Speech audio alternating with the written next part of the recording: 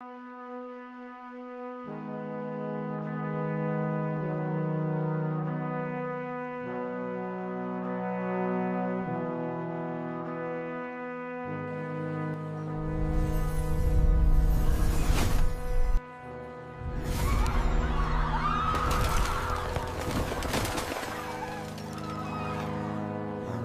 my goodness!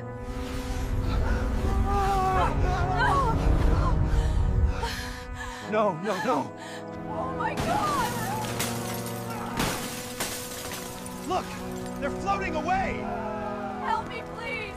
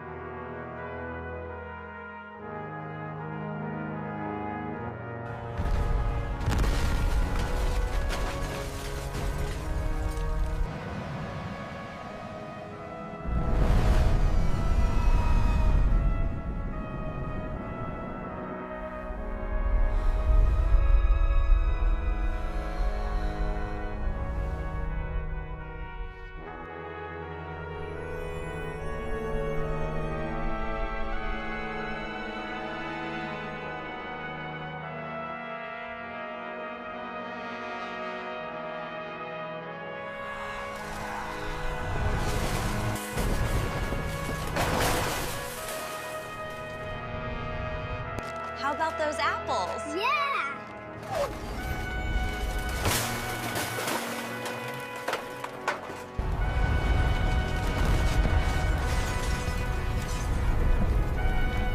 Oh my god, what was that?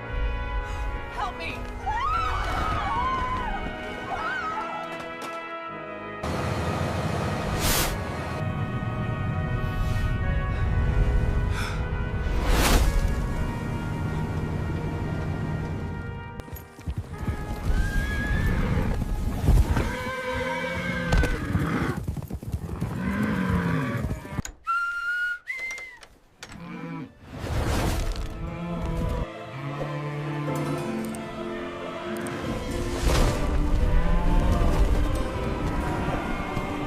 What was that?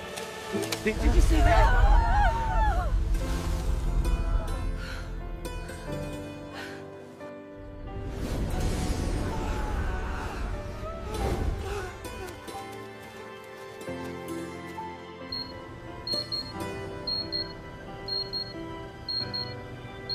Le silence de la nuit fut interrompu par un son que personne ne put expliquer.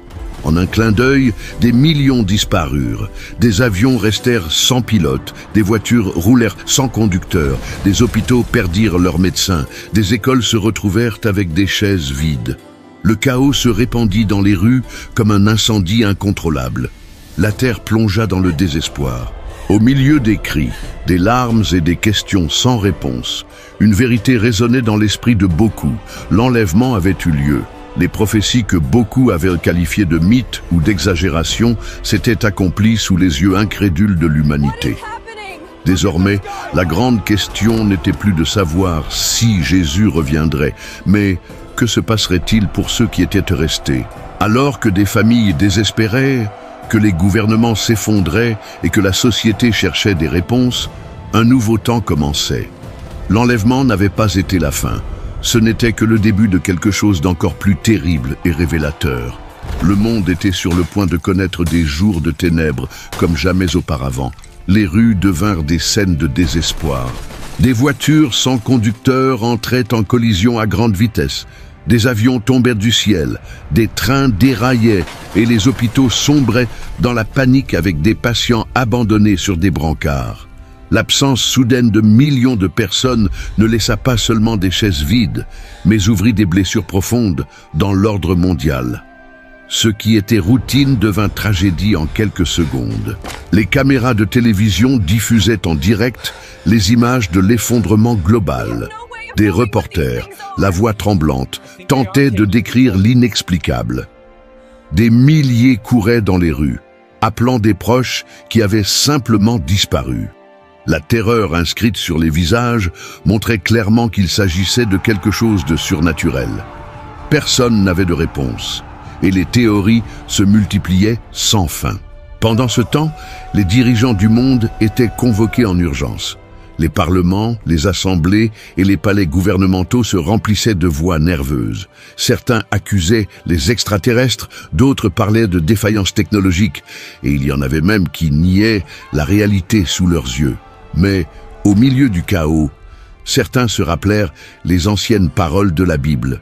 L'un sera pris et l'autre laissé. Matthieu 24, 40. À cet instant, le monde comprit qu'aucune préparation scientifique ou militaire n'était capable d'affronter ce qui se passait. L'ordre humain s'écroulait face à quelque chose de plus grand que tout pouvoir terrestre. L'enlèvement avait marqué le début d'une période sombre.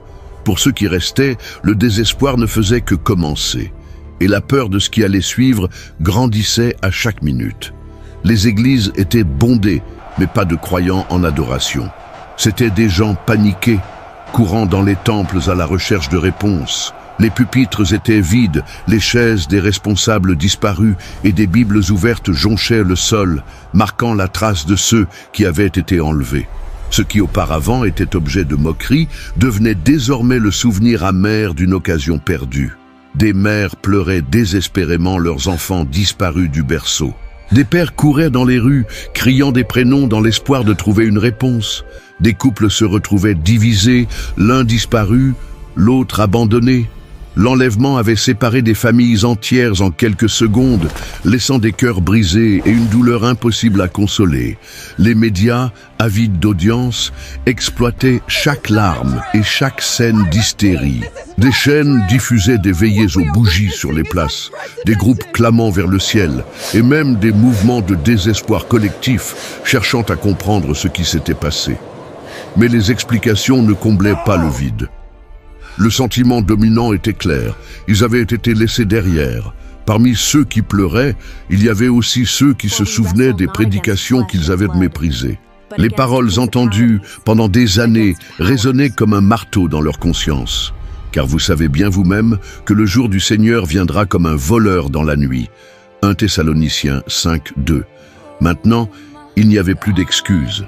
Pour beaucoup, il était trop tard. Pour d'autres, il ne restait qu'à affronter les jours les plus sombres de l'humanité.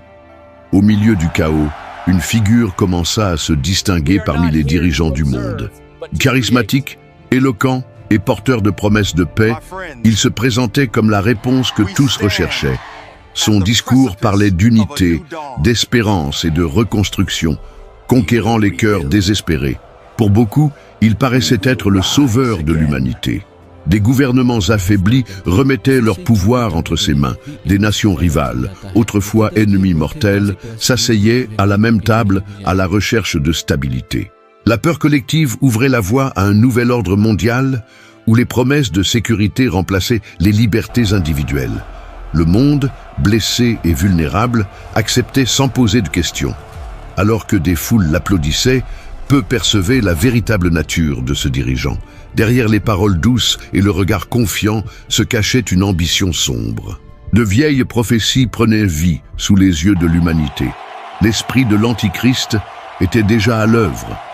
Mais à présent, il apparaissait en chair et en os. Ainsi, un empire mondial commençait à se former, centralisant l'économie, la politique et la religion sous un seul commandement. Ce qui semblait être la solution devenait le plus grand piège de l'histoire. L'Antichrist préparait le terrain pour contrôler non seulement les gouvernements, mais aussi les âmes.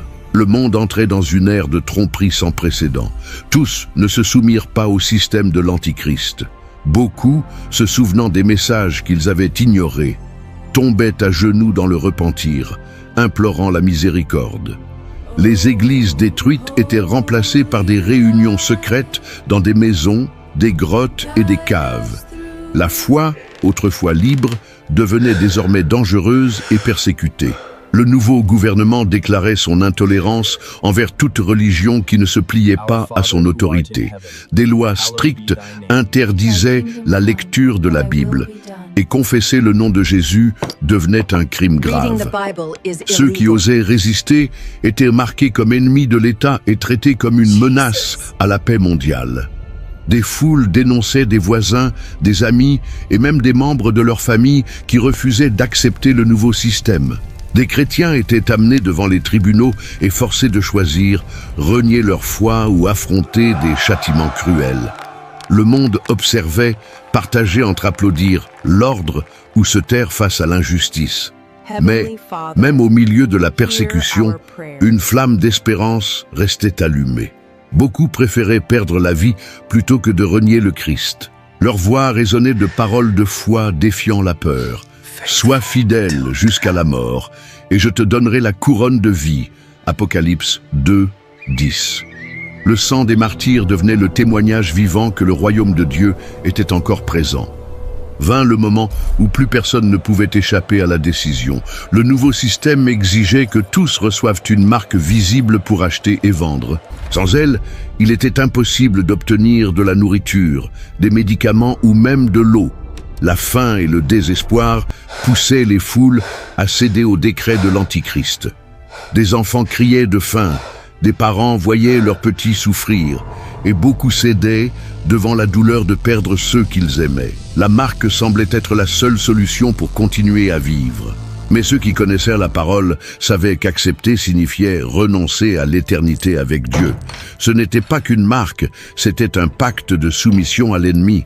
Ceux qui résistaient étaient traqués, persécutés et amenés devant des foules. Certains étaient ridiculisés, d'autres exécutés de façon cruelle. Le monde applaudissait la justice, tandis que le ciel enregistrait chaque témoignage de fidélité. C'étaient des jours où vivre par la foi coûtait son propre sang. Cependant, au milieu des larmes, une victoire silencieuse se manifestait. Ceux qui donnaient leur vie avec courage héritaient d'une promesse incorruptible, la couronne de la vie éternelle. Le prix était élevé, mais la récompense infinie. L'enlèvement avait eu lieu, mais la porte du salut restait ouverte par la foi inébranlable en Christ, même face à la mort. L'enlèvement montrera au monde qu'il n'existe qu'un seul chemin pour échapper à la condamnation éternelle, Jésus-Christ. Il a lui-même dit « Je suis le chemin, la vérité et la vie. Nul ne vient au Père que par moi. » Jean 14, 6. Celui qui a déjà remis sa vie entre ses mains peut se reposer dans la promesse d'être enlevé. Mais celui qui résiste encore doit comprendre. Aujourd'hui est le temps de la grâce. Il n'y aura pas de salut par la force, par la richesse ou par la sagesse humaine. Le jour où il reviendra, la seule sécurité sera d'être marqué par le sang de l'agneau. La véritable vie ne se trouve pas dans ce monde passager, mais dans l'éternité auprès de Dieu.